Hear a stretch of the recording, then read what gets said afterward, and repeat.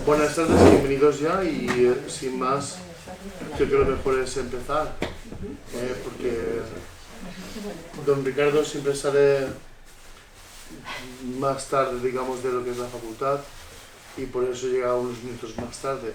Está programada 8:15, son 8:30, por entonces pues lo que da. Y perdonad, entonces yo ya me callo y creo que lo mejor es pasar la palabra a él. Empezábamos repasando las preguntas, pero la última vez me parece que hubieron muchísimas preguntas, entonces creo que sería conveniente ya entrar directamente en la charla de hoy y avanzar. ¿Vale?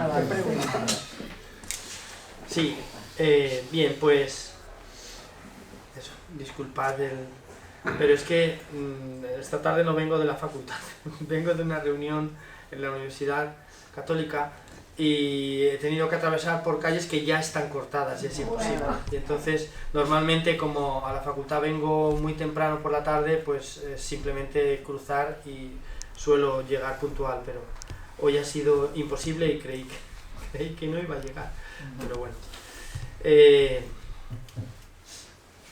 Bien. Estuvimos viendo el último día, en la sesión de febrero, lo dedicamos a esta decisión del profeta de Nazaret de subir a Jerusalén, lo que no contaron los otros evangelistas, pero antes de hacerla lo que estuvimos pues es viendo las preguntas que había suscitado el encuentro anterior, es decir, todos los capítulos que van desde el 3, versículo 1, hasta el 9, versículo 50, que dijimos que era la lectura que el evangelista Lucas hacía del Evangelio según San Marcos. Esta lectura y también la lectura de aquel otro evangelio del que ya hemos hablado varias veces, que las fuentes cristianas primitivas lo denominan el Evangelio de los dichos del Señor, precisamente porque se trata de un evangelio que no es una trama que cuenta una historia cronológica, histórica, en torno a la vida de Jesús, sino que, como su nombre indica, el Evangelio de los dichos del Señor es un evangelio que recoge palabras, dichos, sermones, discursos, ¿no? Sabemos, ya hemos hablado de él, que se trata de un texto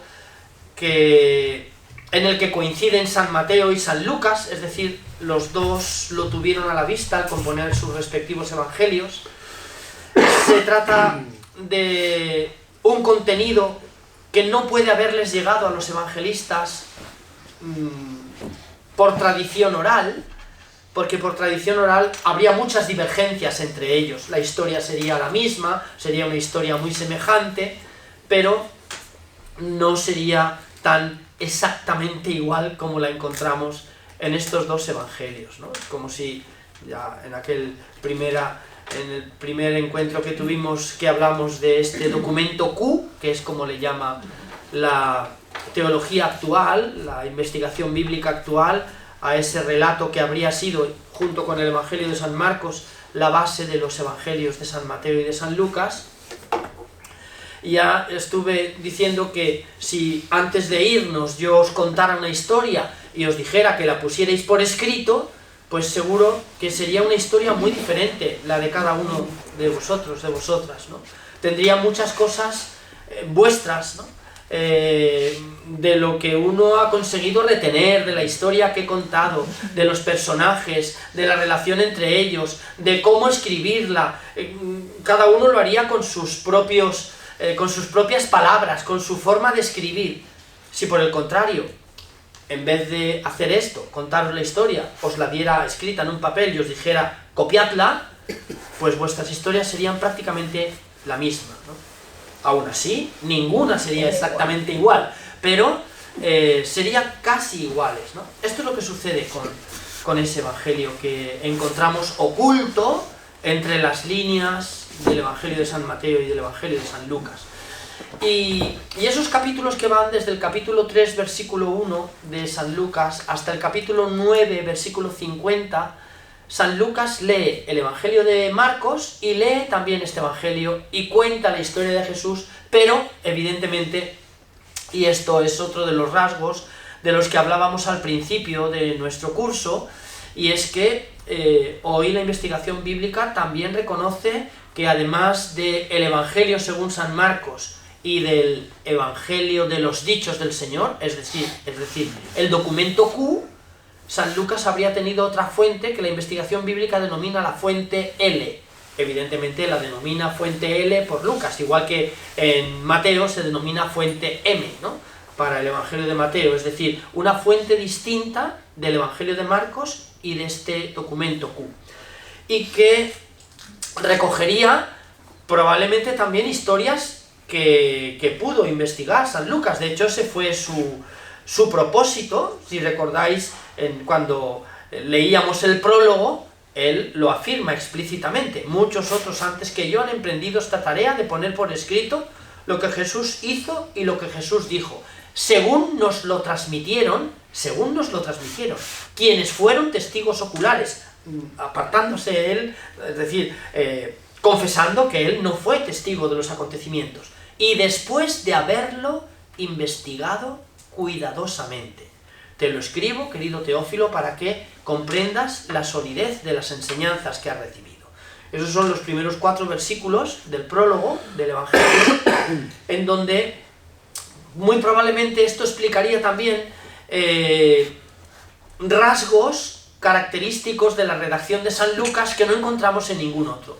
No están en Marcos, y hay razones de peso para que no estén. Él escribió mucho antes, ¿no? Por lo tanto, bueno, pues Marcos no podía conocer... Bueno, hay que hacer un paréntesis.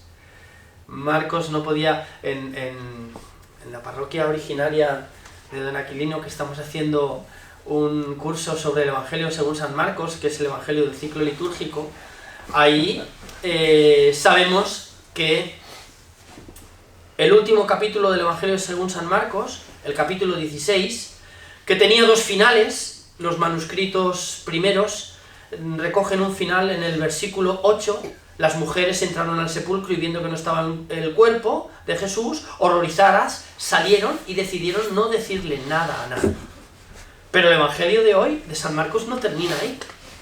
Hay unos versículos que van del 9 al 20 del Evangelio según San Marcos. Y ahí se habla de una tal María Magdalena, de la que Jesús había expulsado 7 demonios, y ahí se habla, en ese epílogo, como llamarlo, segunda conclusión, se habla de una aparición del Señor resucitado a 2 que salían de la ciudad santa y se iban a la aldea de donde provenían y se encontraron con alguien por el camino. ¿Qué muestra esto? Pues que esos versículos del 9 al 20 fueron escritos, no solamente fueron escritos después, sino que cuando fueron escritos, la mano que los escribió había leído a San Lucas, que es el único que describe a María Magdalena como una mujer de la que Jesús había expulsado 7 demonios, y es el único que cuenta esa aparición del Señor resucitado que conocemos como los discípulos de Maús, ¿no? Bueno, pero cerrando ese paréntesis para ver que Marcos no podía conocer los rasgos de Lucas, exceptuando esos últimos versículos del capítulo 16, versículos del 9 al 20, Mateo, bueno, pues sabemos que ni se leyeron ni se conocieron el uno al otro, con lo cual sus semejanzas, estas de las que hablábamos del documento Q, esos 233 versículos, pues son muy importantes, ¿no? Porque se trata de 2 evangelistas que escriben por separado y sin embargo tienen unas coincidencias asombrosas, no solo en los evangelios de la infancia, que las tienen sin repetir ni un solo relato igual. Esto hablamos también en nuestro curso cuando hablábamos de los evangelios de la infancia. Llama poderosamente la atención que la infancia que cuenta San Mateo en su evangelio, capítulos 1 y 2, y la infancia de Jesús que cuenta San Lucas en su evangelio, capítulos 1 y 2, no tienen ni un solo acontecimiento, relato igual. Y sin embargo coinciden en tantas cosas: el nacimiento de Jesús en Belén por distintas circunstancias. Mateo no nos habla de ningún viaje, Lucas nos habla de un censo y por lo tanto que tenían que viajar desde Nazaret hasta Belén, la ciudad donde procedía José, el carpintero de Nazaret. O el hecho de que el anuncio del nacimiento del niño, Jesús, se haga cuando María y José están desposados, pero todavía no viven juntos, ¿no?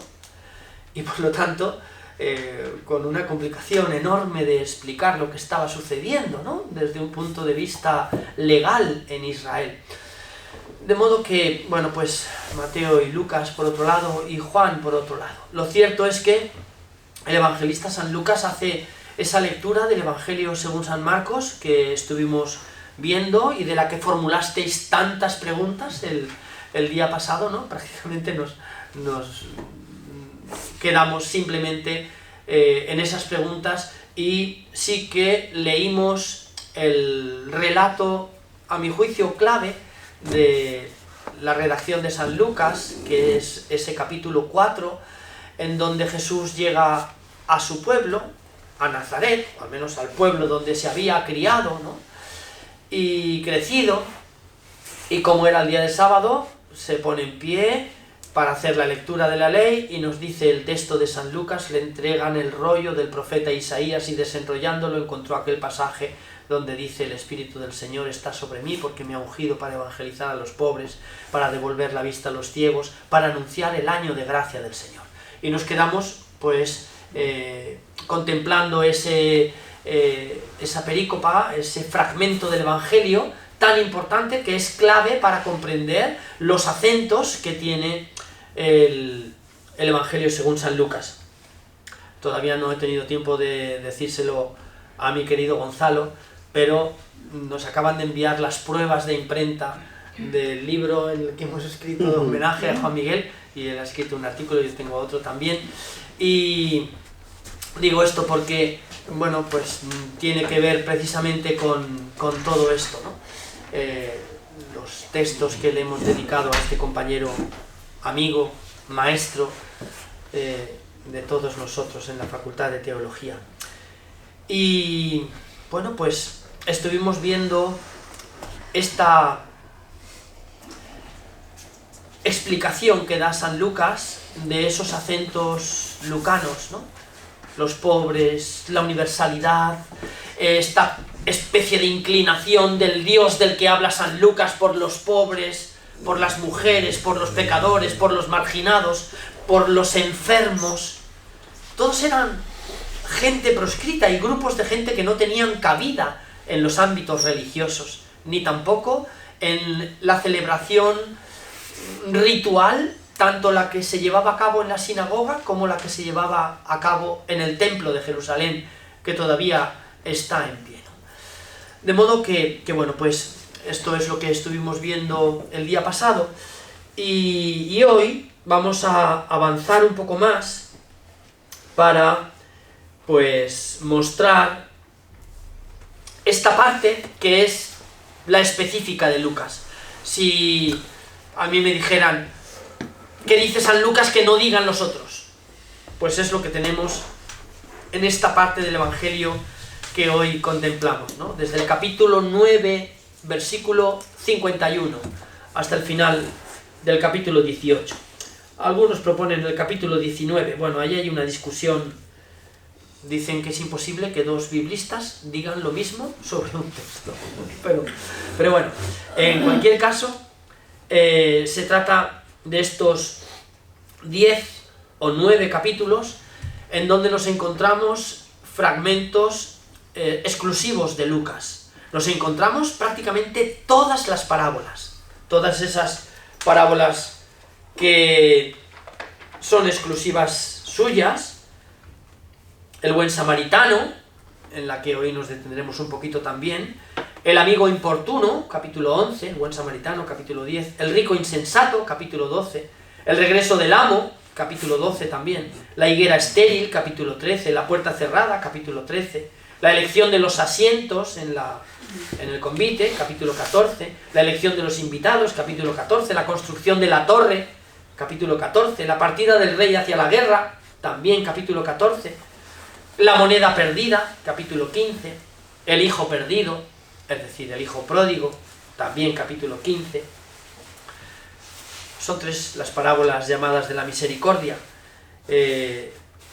La primera que cuenta San Lucas es la oveja perdida. ¿Por qué no está en esta recopilación? Porque la tiene también San Mateo. Pero recuerdo que el día pasado que hicimos un paseo brevísimo por estas dos parábolas que tienen en común San Mateo y San Lucas, y los acentos eran muy curiosos, ¿no?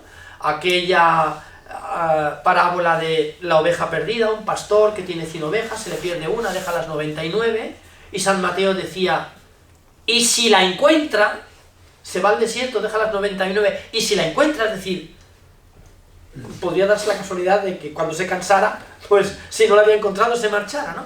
Pero en el de Lucas no nos encontramos con esa frase, y si la encuentra, sino, y cuando la encuentra, es decir, del texto griego se desprende, hasta que no la encuentre, el pastor no se va a ir de aquí, ¿no? Y si la encuentra, pues la lleva junto a las demás, dice San Mateo.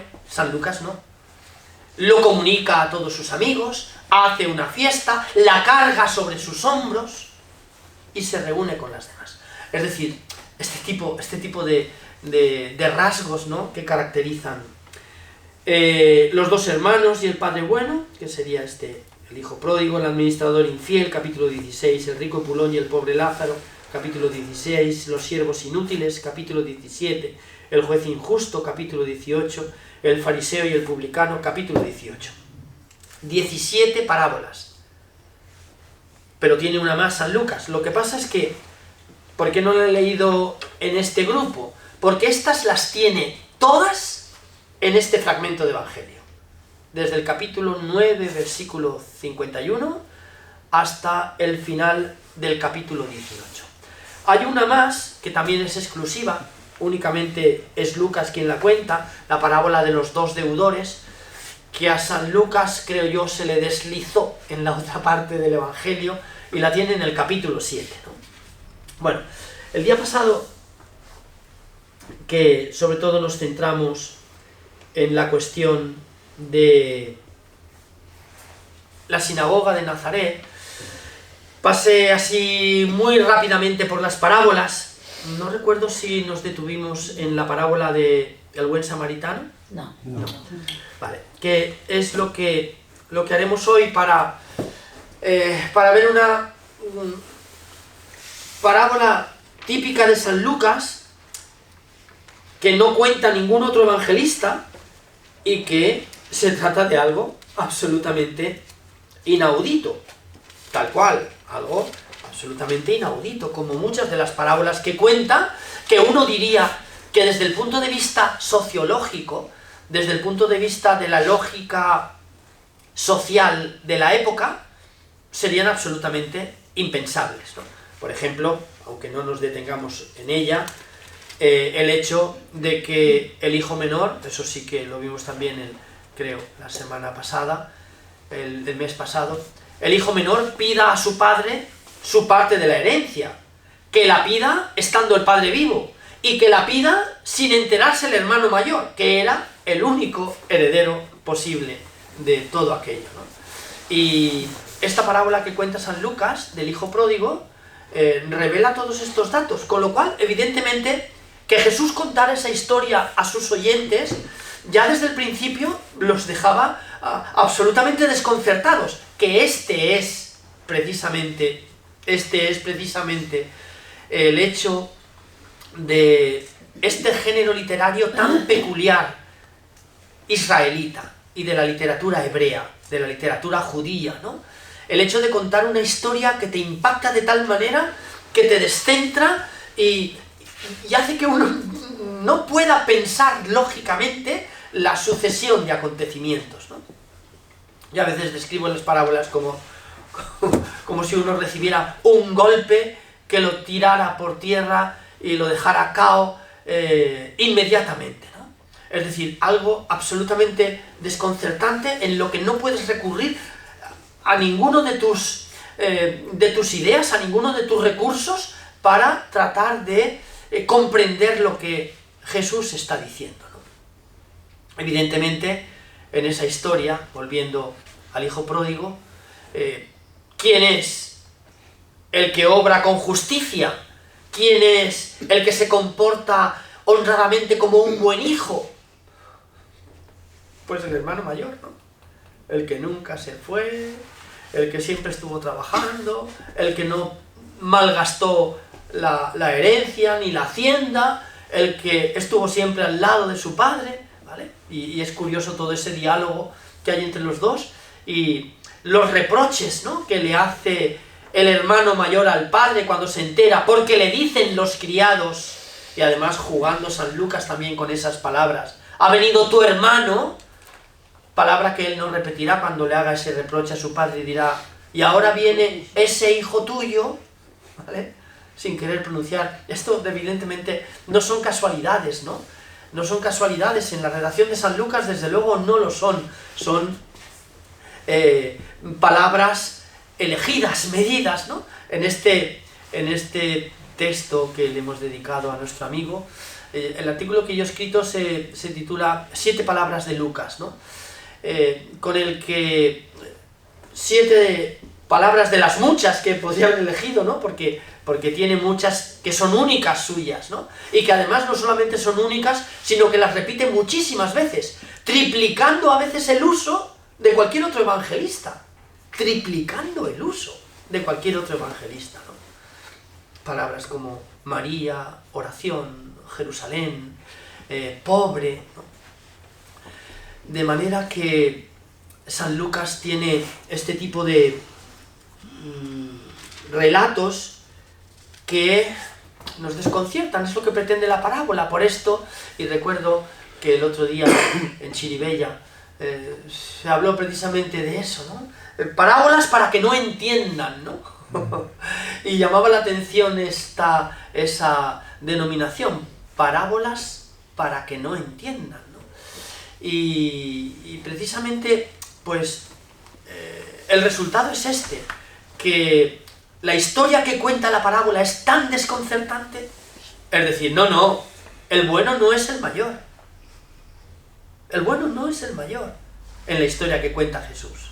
Es decir, en el reino de Dios, que es lo que dice, la pretensión de aquella parábola, un padre tenía 2 hijos. El más pequeño le pidió la parte de la herencia. Cuando uno analiza el relato, dices, hombre, resulta que le pide la parte de la herencia. Se la gasta. Además, San Lucas especifica cómo, con todo tipo de vicios. Decide volver no porque se ha arrepentido, se está muriendo de hambre. Se da cuenta de que está comiéndose la comida, no de cualquier animal, de los cerdos, un animal proscrito en Israel, ¿no? Y al darse cuenta de que está comiéndose la comida de los cerdos, dice, ¿cuántos criados en casa de mi padre? Me levantaré y le diré, Padre, he pecado contra el cielo y contra ti, ya no merezco llamarme hijo tuyo, ¿no? Es decir, lo tiene todo armado y bien armado la coartada, ¿no? Le voy a ir, estoy seguro que le romperé el corazón cuando le diga, Padre, he pecado contra el cielo y contra ti, ya no merezco llamarme hijo tuyo. Es decir, me he arrepentido, me he dado cuenta de que he hecho las cosas mal, ¿no? Se va con toda esa historia, pero luego San Lucas vuelve del revés la historia, ¿no? Vuelve del revés la historia porque el padre, que probablemente, como nos dice el relato, sale como tal vez a otear el horizonte tantos días de su vida con la ilusión de que por fin ese fuera el día en que su hijo regresara a casa, y cuando regresa y todavía no es capaz de... el relato se ve que todavía no es capaz de darse cuenta de si es su hijo o no, pero de repente dice que suene la música, que empiecen a asar el cordero cebado, llega su hijo, no le deja abrir la boca, no le deja pedirle perdón y le abraza antes de que diga toda aquella historia. Padre, pecado contra el cielo. Es decir, San Lucas tiene este modo de hablarnos de Dios, ¿no? De un Dios que perdona siempre, que perdona de una manera incomprensible para los humanos, que tenemos otro modo de calcular, ¿no? No, lo justo es este que ha estado siempre trabajando. Y Jesús, y esta es la parábola para que no entiendan, este es el desconcierto, este es el puñetazo en el ojo, ¿no?, que te desconcierta. No, el reino de Dios, les dice Jesús, parece decirles Jesús, no se mueve por parámetros de justicia. La ley que manda en el reino de Dios no es la justicia, es el amor.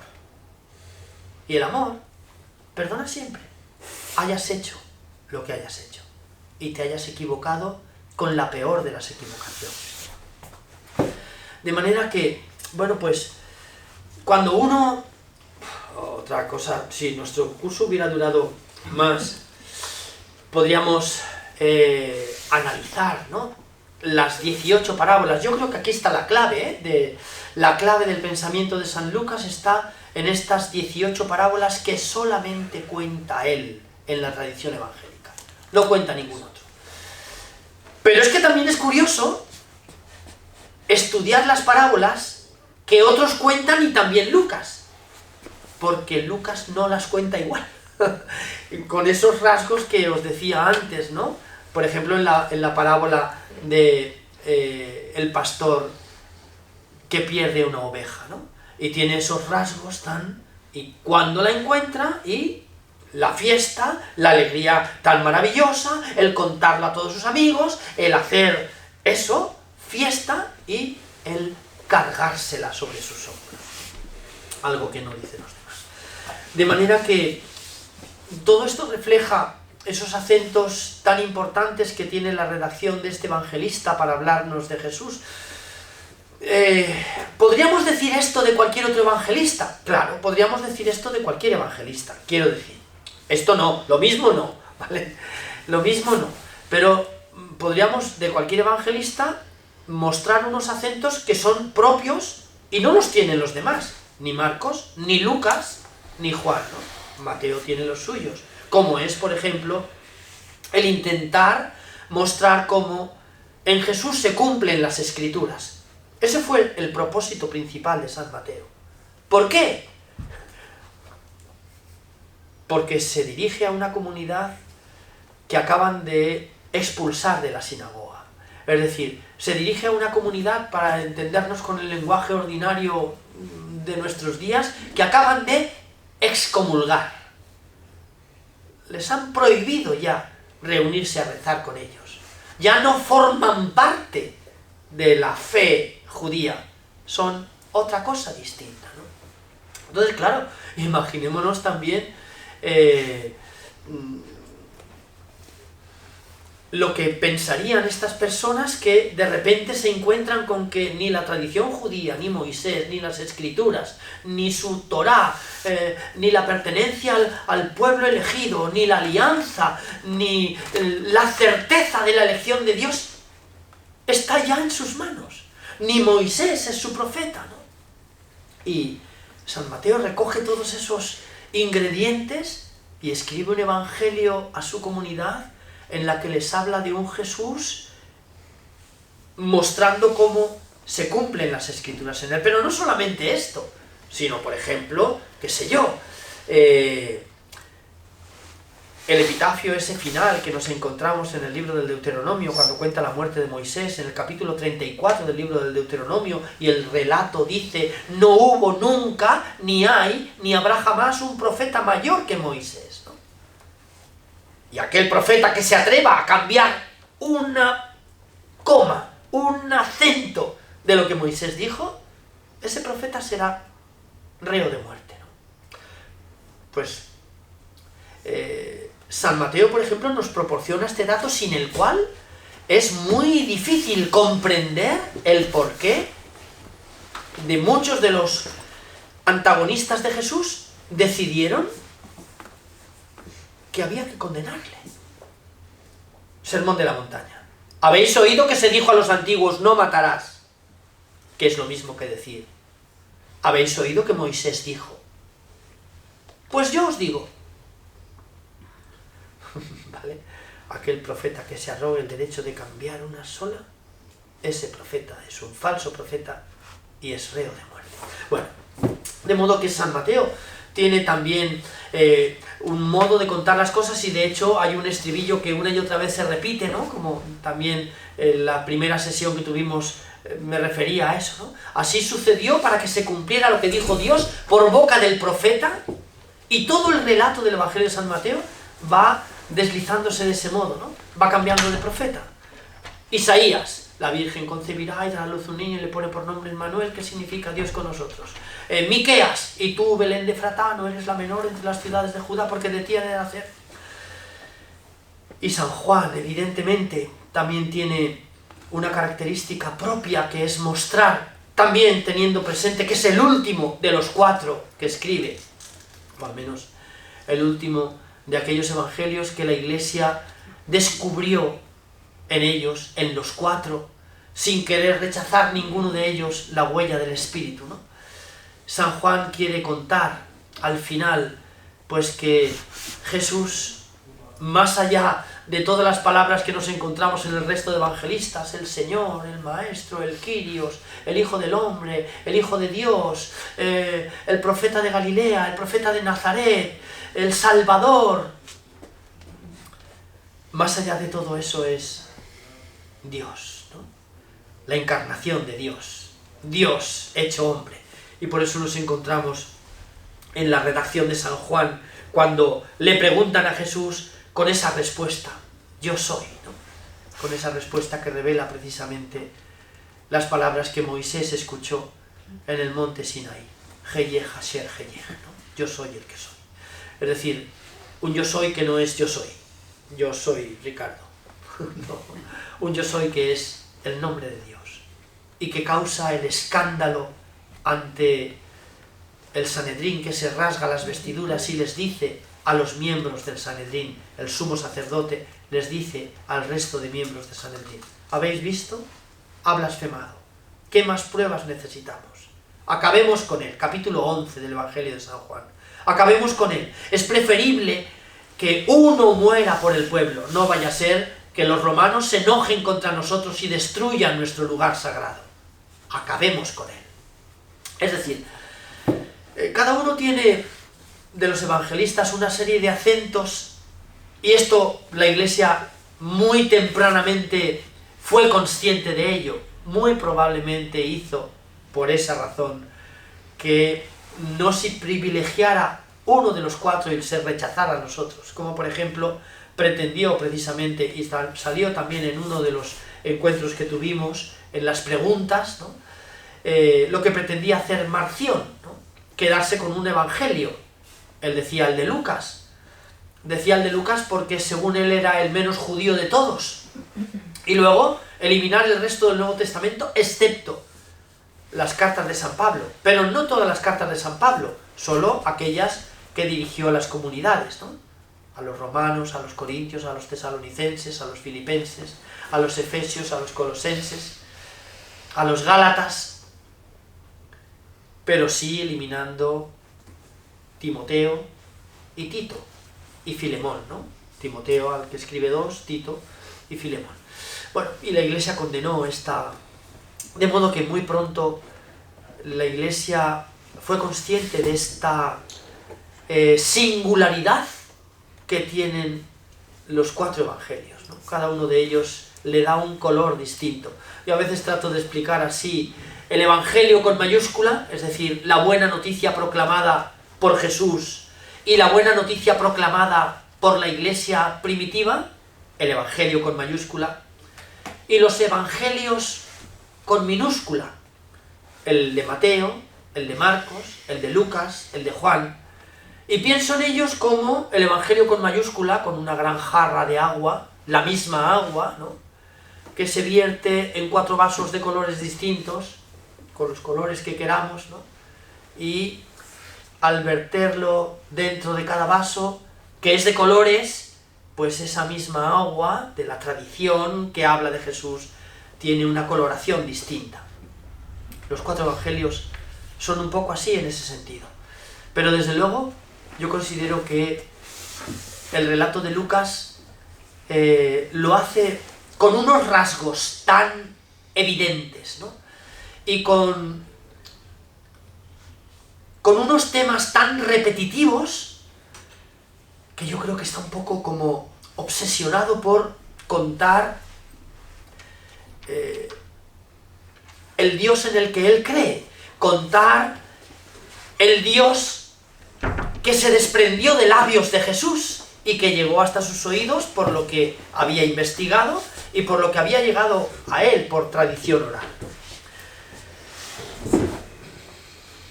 Bien, todos estos relatos que nos encontramos en esta parte, por ejemplo, Jesús da de comer a 5.000, creo que hablamos de la importancia de este relato de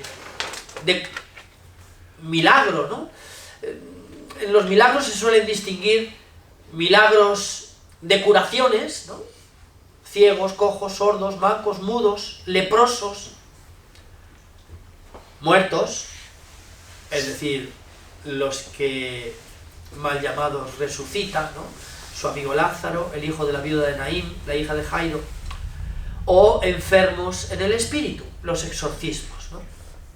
Y luego se habla de unos llamados milagros de la naturaleza, es decir, Jesús calma la tempestad, Jesús camina sobre las aguas, Jesús multiplica los panes y los peces. Y qué curioso que ese relato de la multiplicación de los panes es el único, y el único es el único, en el que coinciden los cuatro. Es decir, ¿hay un evangelio que recoja milagros que no recogen los otros? Pues sí, no hay uno, hay cuatro. Juan recoge milagros que no cuentan los demás. Por ejemplo, el primero que cuenta, él cuenta solamente 7. Las bodas de Caná, exclusivo de Juan. El último, el capítulo 11, la vuelta a la vida de su amigo Lázaro, el hermano de Marta y María de Betania. Es exclusivo de Juan. ¿Hay relatos exclusivos en Marcos? Sí. ¿Hay relatos exclusivos en Mateo? Sí. ¿Hay relatos exclusivos en Lucas de milagros? Sí. Por ejemplo, esta de la viuda de Naín, ¿no? Que tiene mucho que ver con otro personaje que es muy importante para Lucas, el profeta Elías, ¿no?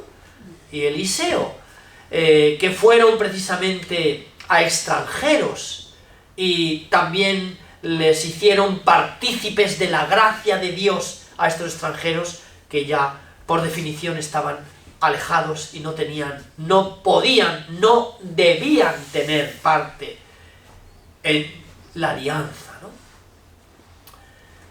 Pero los cuatro coinciden en un único milagro, la multiplicación de los panes. Tan importante que Marcos la cuenta 2 veces, y Mateo también la cuenta 2 veces, ¿no? Pero en los 4 evangelios, por ejemplo en el de Juan, que cuenta 7, es el cuarto. Primero, segundo y tercero, quinto, sexto y séptimo. 3. ¿Cuál es el centro? El cuarto. Y el cuarto es ese relato de la multiplicación de los panes. Inmediatamente antes del capítulo 6 del Evangelio de Juan, que son el relato del pan de vida, ¿no? De modo que, bueno, pues también aquí hay una significación especial del relato, ¿no? Y San Lucas acentúa especialmente el hecho de que con eso poco que todos tienen, imposible de pensar que con lo poco que yo tengo pudiera salir al encuentro de las necesidades de esos 5.000, dice San Lucas, ¿no? Pero ¿cuándo se produce el milagro, ¿no? Cuando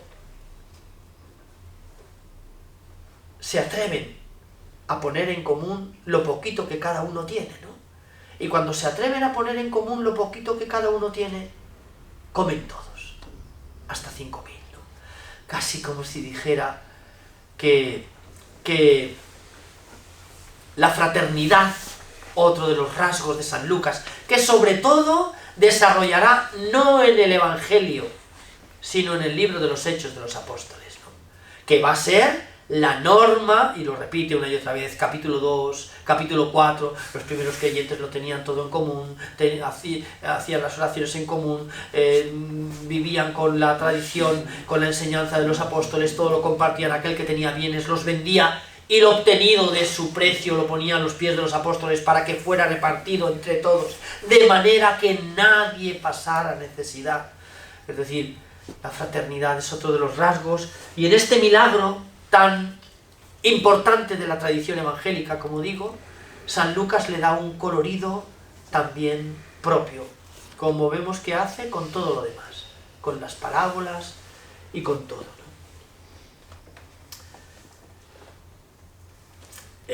¿Quién es el más grande, ¿no? Aquí San Lucas se detiene precisamente a mostrar cómo el servicio es la regla también de la comunidad, ¿no? ¿Quién es el más grande? Pues el más grande es el que más sirve, ¿no? Y el que mejor sirve a los demás, y el que sirve siempre, ¿no? Por eso, con esa parábola esa historia que se cuenta también en los evangelios, y todos ellos la recogen, de cómo, esto también lo vimos el otro día en Chiribella, ¿no? Para mostrar precisamente esas sutilezas de cada evangelista, ¿no? En uno, el de Mateo, es la madre de los Zebedeos la que le hace esta propuesta a Jesús, ¿no? Quiero que mis hijos se sienten uno a tu derecha y otro a tu izquierda, ¿no? Pero no, por ejemplo, Lucas no, son ellos quienes le dicen a Jesús, ¿no? Que quieren sentarse uno a su derecha y el otro a su izquierda, y Jesús les responde con esta ley del servicio, ¿no? El profeta de Nazaret decide subir a Jerusalén, y esto, el relato griego lo lee con una fuerza terrible, ¿no? Es el capítulo 9, versículo 51, en donde, pues, traducimos a veces como se puede, ¿no? Y, por ejemplo, aquí dice: cuando se completaron los días en que iba a ser llevado al cielo, Jesús tomó la decisión de ir a Jerusalén. Bueno, es una traducción correcta del texto griego, ¿no? El texto griego dice literalmente que después de que se cumplió todo esto, Jesús apretó los dientes, endureció su rostro, dirigiéndose a la ciudad santa, tomó la decisión de subir a Jerusalén. ¿Por qué esta forma de hablar? Que bueno, esto ya dice, bueno, y si dice todo eso, ¿por qué no se ha traducido de esa manera, ¿no? Bueno, esto habría que explicarlo de muchos modos, ¿no? Y habría que citar todos los textos en los que San Lucas está recordando los profetas, que nos encontramos con esa misma expresión, la de endurecer el rostro como pedernal, ¿no? Y como una antesala de una decisión que es definitiva, un antes y un después. Por eso este versículo comienza este antes y este después. Jesús decide subir a Jerusalén. ¿Pero qué pasa en Jerusalén? Claro, sí, están dirigiéndose a Jerusalén para celebrar la Pascua. ¿Pero qué pasa? Pues que sabe que lo van a matar. Que sabe que lo van a matar. Y sabe que lo van a matar por lo que ha dicho, por cómo lo ha dicho, por a quién se lo ha dicho, y por lo que ha dicho de esas personas. Es decir, todos estos con los que vosotros no queréis ni siquiera juntaros, ni siquiera cruzaros por la calle, ni siquiera pisar el umbral donde ellos viven, ciegos, cojos, sordos, mudos, mancos, leprosos, prostitutas, niños, pastores, mujeres, viudas, samaritanos, todos estos que vosotros creéis que no tienen parte en el reino de Dios, ellos son los privilegiados por Dios. Ellos son los que van delante de vosotros en el reino de Dios, ¿no? Claro, empiezan a preguntarse, pero bueno, este profeta, este no es un profeta, este hombre está loco, este hombre hay que quitarlo del medio, pero ¿qué está diciendo? Si la ley dice que son impuros y que no podemos tocarlos porque contraemos impureza. Claro, ¿de qué Dios les está hablando Jesús, no? Les está hablando de un Dios que rompe por completo todos sus esquemas, hasta el punto de que decidieron condenarlo a muerte. ¿Por qué? Pues porque tal vez a los creyentes que tenemos nuestra idea de Dios, somos a quienes les resulta más complicado creer que estamos equivocados, ¿no? Y que puede haber una idea más pura de Dios que la que yo tengo, ¿no? Y que en cualquier caso, ¿cómo pueden ser estos los primeros? ¿Cómo puede ser mi prójimo? Porque así empieza esa parábola en la que decía que nos íbamos a centrar hoy, ¿no? En esto se levantó un maestro de la ley. Un maestro de la ley, ¿vale? San Lucas no dice estas cosas gratuitamente. Pone unos ejemplos que están muy pensados. Y le preguntó para ponerlo a prueba, dice Lucas: Maestro, ¿qué tengo que hacer para heredar la vida eterna? Él le dijo: ¿qué está escrito en la ley? ¿Qué lees en ella? Y él respondió: amarás al Señor tu Dios con todo tu corazón y con toda tu alma, con toda tu fuerza y con toda tu mente, y a tu prójimo como a ti mismo.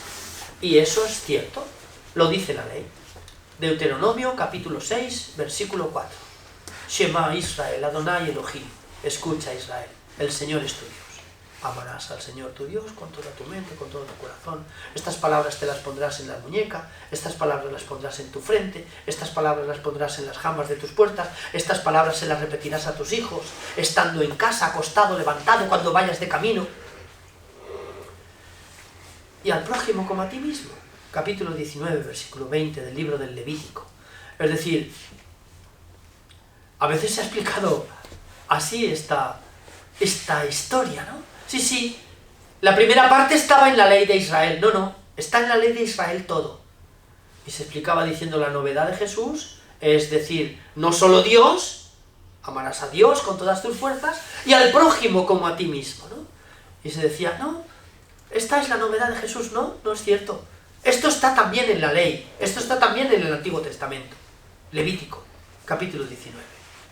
¿Dónde está la novedad de Jesús? Lo que dice a continuación. Él le dijo: has respondido correctamente, haz esto y tendrás la vida. Pero el maestro de la ley, queriendo justificarse, dijo a Jesús: ¿y quién es mi prójimo? Esta es la novedad de Jesús. ¿Quién es mi prójimo? Porque Jesús le va a dar la vuelta a la historia. Y no le va a responder quién es su prójimo. Respondió Jesús diciendo, y esta historia es la parábola: un hombre bajaba de Jerusalén a Jericó, cayó en manos de unos bandidos que lo desnudaron, lo molieron a palos y se marcharon, dejándolo medio muerto. Atención, por casualidad, un sacerdote, no lo dice, tal vez leyendo la Biblia, ¿no? Bajaba por aquel camino y al verlo, voy a ilustrarlo un poco con lo que dice el griego, ¿vale? Y al verlo de reojo, es decir, al mirarlo sin querer verlo, al mirarlo y volviendo enseguida la cabeza,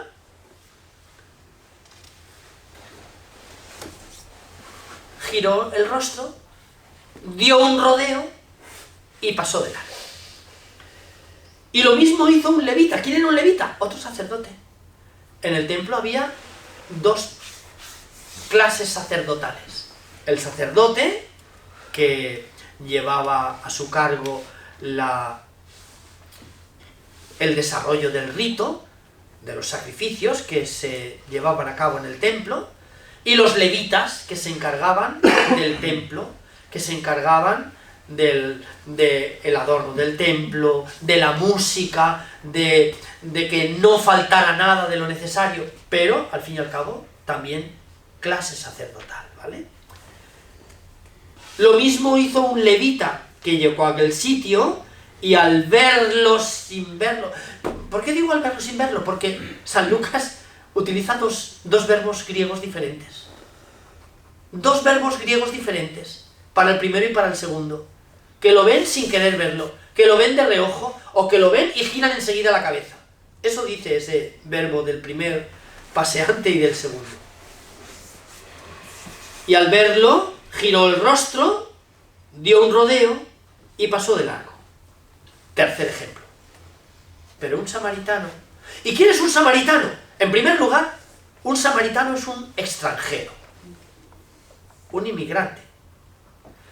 En segundo lugar, un samaritano es un hereje, un pecador.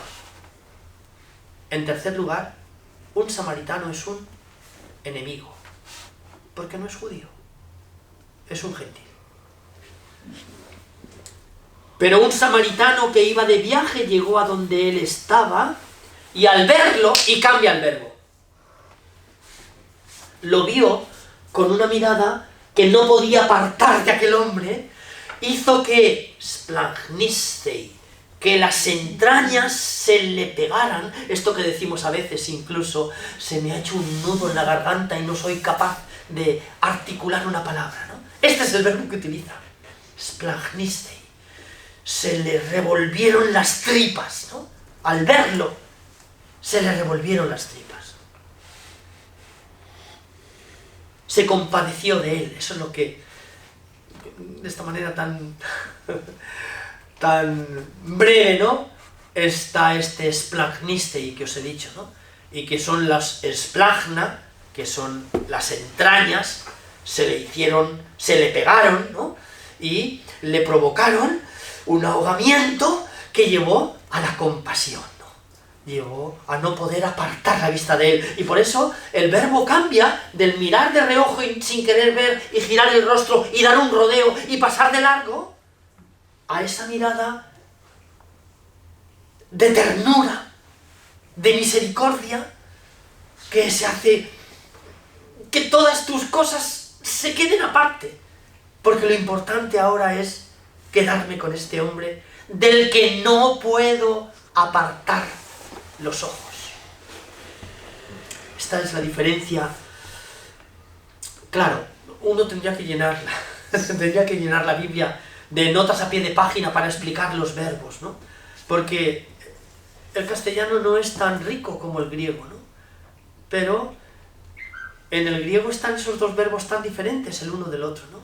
Que no nos muestran únicamente el comportamiento, sino nos muestran un modo de mirar, tal vez como para decirnos Lucas, es que Dios, es que Jesús tiene un modo de mirarte, que hace que tu vida se sienta querida y se sienta que aunque estás hecho polvo y medio muerto, nada te va a suceder, porque Dios te ha mirado, ¿no? Y esto lo hace un samaritano, es decir, un extranjero, un inmigrante, un pecador, un hereje y un enemigo. ¿Quién es mi prójimo? Y les dice Jesús, tu prójimo no es un sacerdote que cumple la ley, no es un levita que está siempre en el templo, tu prójimo es un extranjero, inmigrante, estos que vienen a quitarnos el trabajo, un enemigo y un hereje, estos que no pisan nunca la iglesia, ¿no? Este es el ejemplo que pone Jesús. Y acercándose, le vendó las heridas, echándoles aceite y vino, lo montó en su propia cabalgadura, lo llevó a una posada y lo cuidó. ¿Cómo lo cuidó? Lo dice en la palabra siguiente. Al día siguiente, es decir, estuvo toda la noche cuidándolo. Al día siguiente, se quedó con él toda la noche.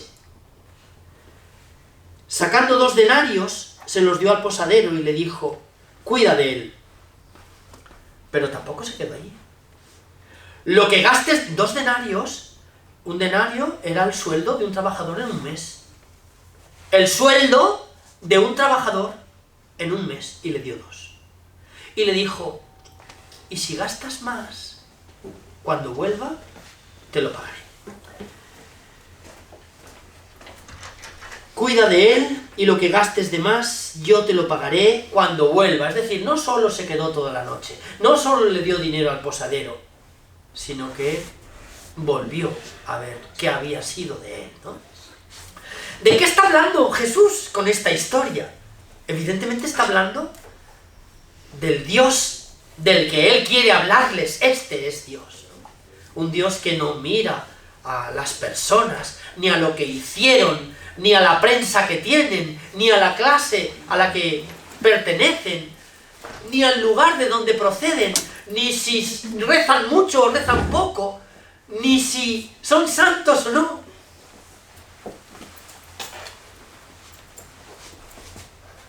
Y ahora, por si hubiera poco, por si la historia hubiera dicho pocas cosas, Jesús coge y le da la vuelta. Porque había empezado diciendo, el maestro de la ley, queriendo justificarse, dijo a Jesús, ¿y quién es mi prójimo? Y Jesús le contesta, ¿cuál de estos te parece que ha sido prójimo del que cayó en manos de los bandidos? Es decir, no quién es mi prójimo, sino ¿de quién se ha hecho prójimo? ¿De quién se ha hecho prójimo esta persona de la que yo te estoy hablando?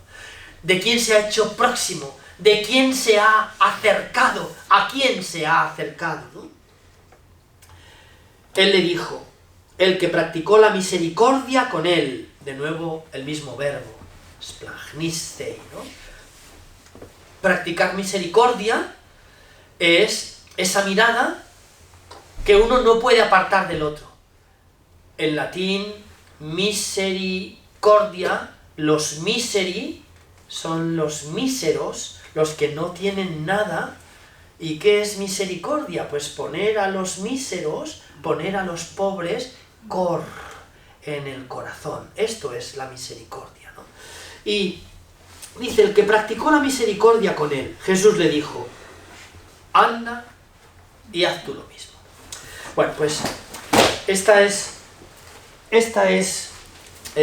una historia que caracteriza todo el resto de estos capítulos, que están todos ellos contados en algo que Lucas copia de Marcos, la historia de un viaje de Jerusalén, de Galilea, y en concreto de Nazaret, del lago, alrededor del lago, hasta Judea, y en concreto Jerusalén.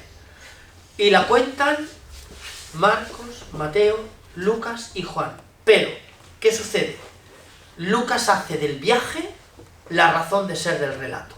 Lucas hace de este viaje casi el objetivo central que quiere contar, casi como diciendo, no, es que vais a estar siempre en viaje, vais a estar siempre en camino, y a lo largo del camino es cuando van a surgir todas estas cosas.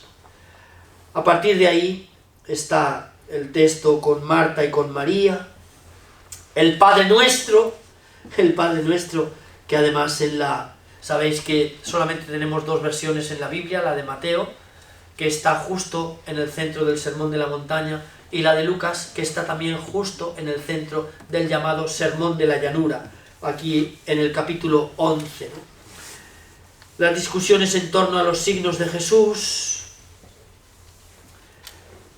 las advertencias sobre los escribas y fariseos, porque claro, ¿cómo es este Jesús del que nos habla Lucas? No solamente se limita a decir que estos, es decir, los que vosotros pensáis que no tienen parte, ni arte, ni nada, y que no tienen nada que hacer, ni esperar de Dios, ni del reino de Dios, ellos no están llamados. No solamente les dice esto, ellos son los primeros, sino que les advierte a los fariseos y a los escribas que no entrarán en el reino de los cielos, y que no entrarán en el reino de Dios si siguen manteniendo ese comportamiento de exclusión, ¿no? Y de creerse mejor que el otro. El capítulo 12 es uno de los capítulos clave también, que habla de otro de los grandes temas de Lucas, la riqueza y la pobreza. Durante mucho tiempo se subrayó sobre todo la pobreza, pero probablemente en este evangelio se trata de algo que no podemos separar. En teología bíblica le llamamos un binomio temático, ¿no? Riqueza y pobreza van juntas, porque Lucas aprovecha siempre que habla de unos para hablar de los otros, y siempre que habla de los otros para hablar de los unos, ¿no? Dichosos los pobres, ay de vosotros, los ricos. Bueno, los signos de los tiempos, la necesidad de la conversión, las enseñanzas en torno al banquete que nos encontramos en el capítulo 14, el capítulo 15, que es el capítulo central, lo llamamos las parábolas de la misericordia, y tiene esas tres, los dos primeros versículos del capítulo 15, que son esa parábola de la oveja perdida, la introducción, que es muy importante. Solían acercarse a Jesús todos los publicanos, despreciados, porque cobraban impuestos, y los pecadores, eran los recaudadores, ¿no?, a escucharlo.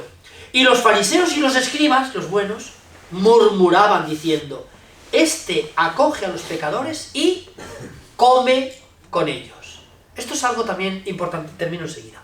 Esto es algo importantísimo también. ¿Por qué? Porque la comensalidad, el sentarse con alguien a la mesa, era un signo de aceptación y de compartir tu vida, ¿no?, con todas las consecuencias. Un judío no podía sentarse a comer con mucha gente.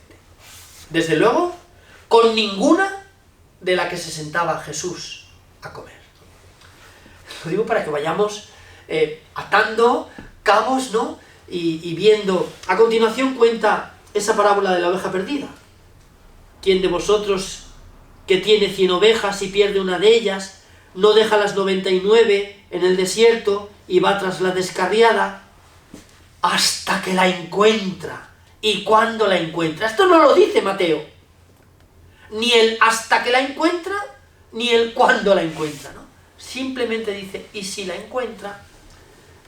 Y cuando la encuentra, se la carga sobre los hombros, muy contento, y al llegar a casa reúne a los amigos y a los vecinos y les dice: alegraos conmigo, he encontrado la oveja.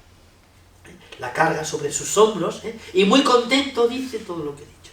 Os digo que así también habrá más alegría en el cielo por un solo pecador que se convierta, que por 99 justos que no necesitan convertirse. De modo que, claro, las tres parábolas, para comprender el significado hay que leerlas juntas. La de la oveja perdida, la de la moneda perdida y la del hijo perdido, el hijo pródigo, ¿no?, para darnos cuenta esta inversión de valores que San Lucas propone del Dios que Jesús cuenta en su predicación del reino de Dios. La parábola del administrador astuto, después la curación de los leprosos, la parábola del juez y de la viuda, Jesús y los niños, ¿no?, y termina esta sección suya con el ciego de Jericó. Esto le gusta mucho a Lucas, ¿no?, decir es que estaban ciegos. ¿Qué le pasa a Pablo?